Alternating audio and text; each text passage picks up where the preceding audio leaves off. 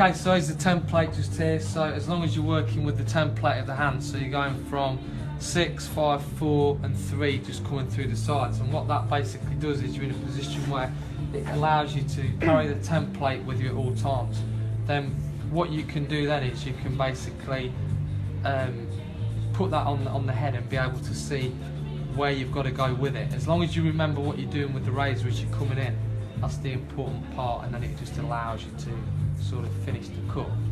But if you sort of come into it straight, it will go straight, so you have to remember that it's a moving guide and that the knuckles are going inwards when you're doing it, which is really important. So again, it's very important. That's probably a little bit over exaggerated. I need to do it more like what you do to me when you do it. Yeah, that's it. That's the one. So as we come through to this part, this is what we do in the daytime when you're not aware of it. That's what we do. Handy, hardy, but smooth. Excellent. What's that? The motion or the cut? Thank you. Thanks, big mate. So we keep going off. It's just quite annoying, but at least now you can sort of see we're trying to get a different position within the salon. We've not got optical fibre here, so everything's quite primitive, but at least it allows us to show everything that we're doing. Right, now we're coming through at an angle. Just come through the sides. Again, you have to remember the angle that you're cutting at, because if you've got that angle, you can basically do the angle you need, and it's the angles of the hands. Because again, they're doing all the work. It's the moving round, it's coming in at an angle. There's a lot to think about. Now this part's really important because this is again what starts the shape off as you come into the size of the pixie, which is what gives us the look. Let's just come around this way just slightly. Yeah, it's a shame your mum and dad can't see this one tonight while they're out cruising. They might be live tonight, you don't know, do you? Live on Ventura. That's it. So again, the importance of this is obviously we've pre-prepared Claire's hair with the fat muck blowout mousse, and what that is doing is allowing me to see where I'm going with the shape as I'm coming through, and again with the angle of the razor blade as I'm cutting into it, it's also giving me a chance to create the shape, which again is very important. But the important part of this actual exercise is looking at how your hands working in harmony with the product and also with the tool that you're using as well, because again it's quite nice to change tooling, because when you use like a razor blade or you use scissors, I just think it's so great how you can change things around. Don't be too scared to use it either. A lot of people tend to fear the razor. It's best to use a razor blade probably on a dry haircut first once you're finishing off with it. That way you can get your confidence up with it, or of course practice on a mannequin doll. But like people always say, the more practice you do, the better you get. And always remember to use the right side of the blade as well, because you've got to think about a lot of things, what it's doing, where it's going, how it's shaping the hair. They're all really important things to think about. So now we can see the shape coming through there. We've got a nice shape, it's moving around slowly. Now we go through to a middle part here. This will allow us to get the balance around this area here, because what you now have is a weight line around the parietal ridge, which is one of Ross's favourite bones, of course, the parietal ridge. The part that tells us when we do a layer on the top, when to bend over to a rounded layer, which sits about halfway down from the centre point of the haircut. Okay, so we're now just going to come through the other side. Let me just turn around this way. Film from this angle. There you go, makes it easier. Now I've got the lights fixed, I can see everything. It's great. So now we're just coming again. It's a question of keeping everything squared up, so we're going around square. There's no angles. The only angle you're going at is what we did earlier, so we're literally just coming in, pulling it around at 7 o'clock, then we go around at 8 o'clock. Again, what this travelling guide does is it takes the corner off. A lot of hairdressers are actually trained to keep corners on. So by taking the corner off, it gives you a much stronger shape. If you kept the corner on, it would be heavier in the back. You tend to find that keep that corner heavier in the back and it really grows out faster. Take the corner off, just lasts that little bit longer. So now we're just coming through the sides. Now we do a bit of gliding with the blade as we do this. So as we glide through, just go on it, it's quite smooth. It just glides straight through and literally just cuts out that angle. You need to be at the angle again, because as you're doing this, it's connecting the two together. But removing the weight line, which is what you need. And as I touch it, you can sort of see how it just sort of starts to fall naturally on its own base. Again, the razor is a beautiful tool to work with. It really is great to do a haircut really with the razor blade. This is a lot of theatre. A lot of people when they come in will look at this and think, wow, that's incredible, you know, that you're actually cutting hair with a razor blade, you're not actually doing it with a pair of scissors. We can add that into it later. But this again, the reason I chose to do Claire's hair with a blade is because I think it showcases softness, and it also showcases the fact that it's a versatile product and stylish thing to use, tool, I should say. Just go back to where you were with the camera set. It's brilliant.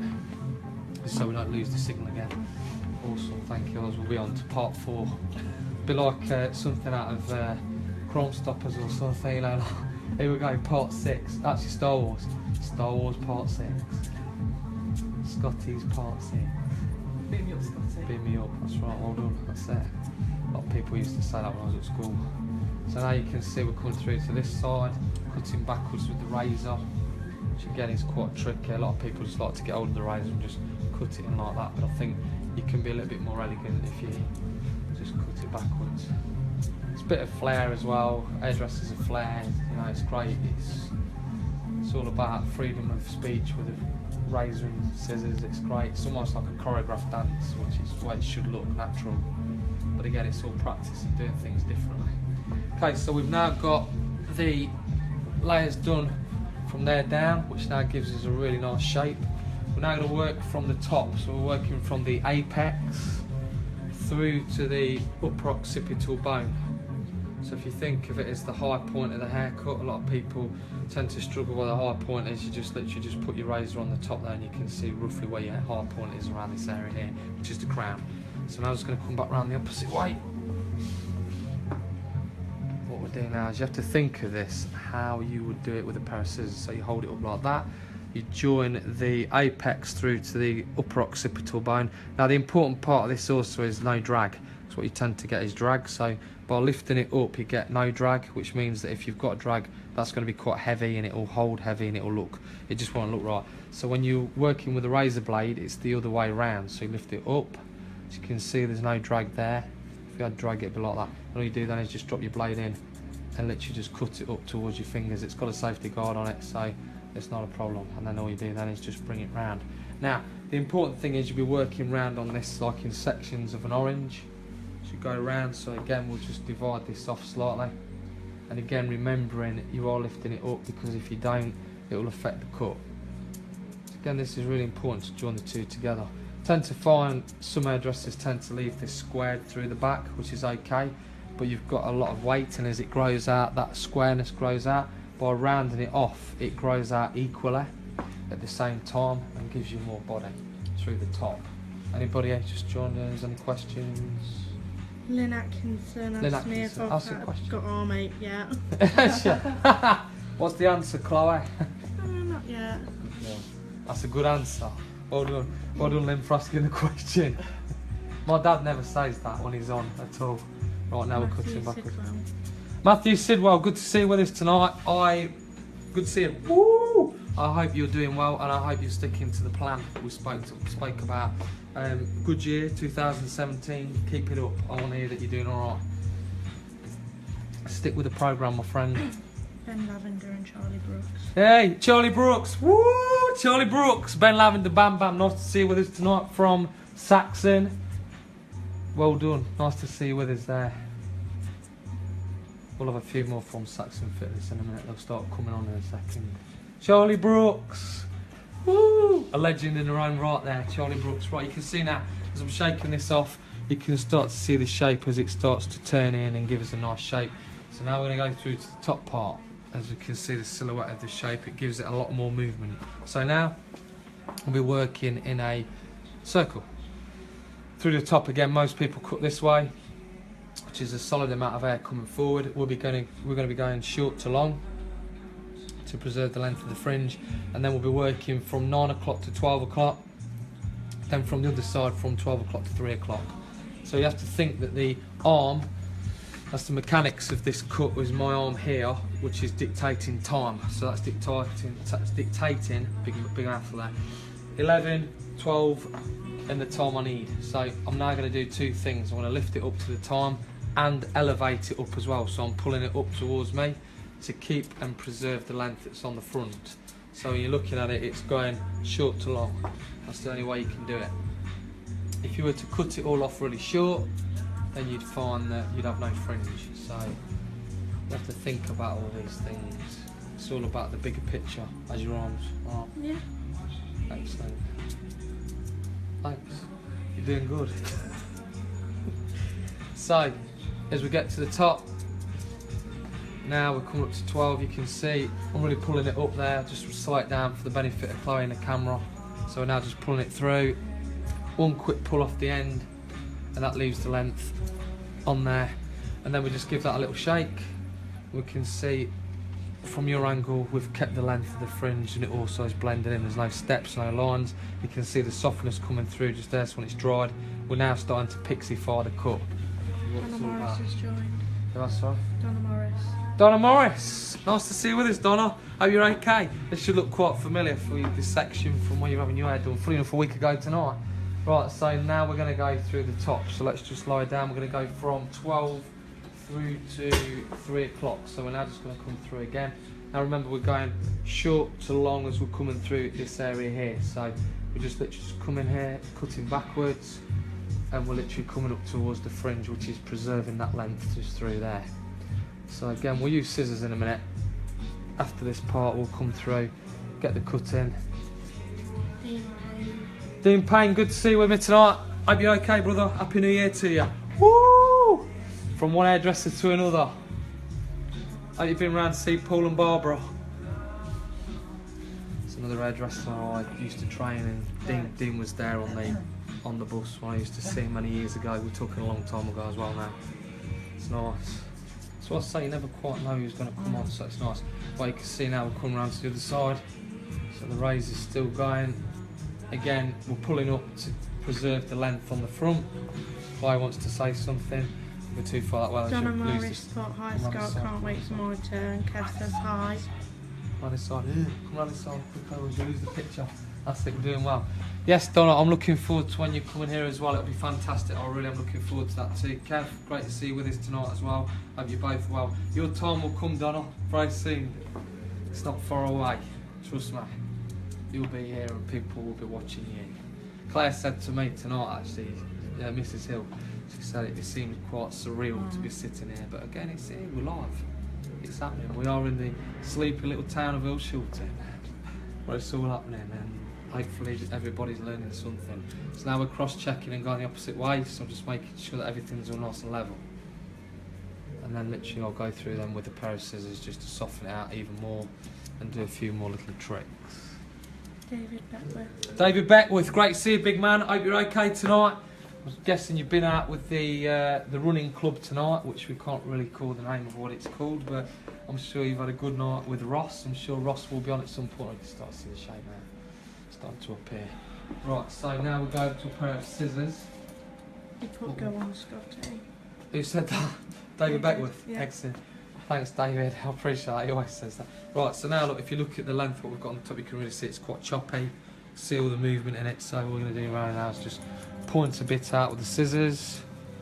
Just randomly just slice a bit out, so we'll open and close the blades just through the top. So when I say open and close the blades, it's just really a motion of opening and closing the hair into the blade, which again just gives us a bit more of a choppier look. Again, this adds to not just the look, but it also adds to the movement in the haircut as well, which I think is really important. This hair's a living thing. You've got to give it a real purpose and just, just trying to control it to where it should be going. Right, now we'll twist cut it just to give it a little bit more body through the top as well. So just randomly just grab a piece, and then what it is, use the blade, the shank of the blade, slice into that just very lightly. So don't want to take it all off, otherwise there'll be no hair. The idea is by doing this, it gives it a bit more body through the top, so at the end of the haircut, in 6 weeks time, Claire's hair will still have body and lift, as opposed to it being flatter if it was not done.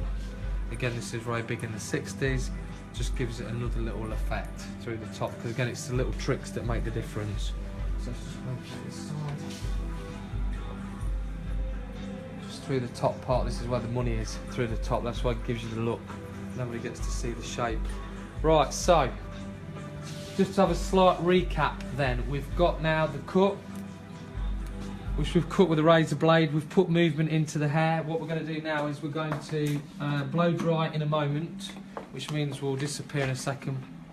We'll disappear in a moment, so don't worry, we are not having a technical problem, but we'll disappear in a minute. What we'll do is we'll apply product, I'll do the blow dry, we'll then come into the blow dry afterwards, which then you should reappear with us. You should reappear with us then with the muck styling stick, which then we'll do the finishing off. So when we do that, you'll see us then come into the bottom of the haircut, flick that out with the straighteners. You'll see me then bring this round on the sides with the styling stick and then work a bit of magic through the fringe. You can see where we're going with it. We're actually going to blow dry now with, as I say, our next product into the range, which is going to be the Filthy Muck styling product. Now, a lot of people tend to think that using paste, you cannot use it on hair when it's wet. These products are humidity resistant. As long as you've got enough to cover both hands, then all you do is, now this does one of two things. The first thing is it'll coat the hair and give me a little bit more shine and a little bit more movement. Also, whilst I apply this product, I can actually see what my cut's doing. Look, I'm starting to get a bit of a feel for where it's going. So by putting the product in, I can actually see it. So what you do then is immediately apply a dryer, and then you can start to see where you're going with the cut. So remember, this is a choppy look with a soft feel in the back. So we're going to disappear now, and then we'll come back in the next sort of 10-15 minutes. Enjoy putting your children to bed, enjoy watching the end of Coronation Street, having your dinner, whatever you're doing. In the meantime, from Claire, Chloe and myself from Scott Belly Hairdressing, lots of love, ciao, and we'll see you soon. Bye bye for now.